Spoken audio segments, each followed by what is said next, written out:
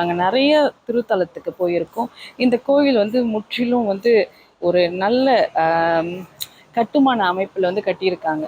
இல்லை நிறைய க்ரோத் பண்ணியிருக்கேன்னா என்னோட இறை நம்பிக்கை, என்னுடைய அப்பா அம்மா. இது வந்துட்டு எனக்கு ஃபேவரட்டான ஒரு டெம்பிள்.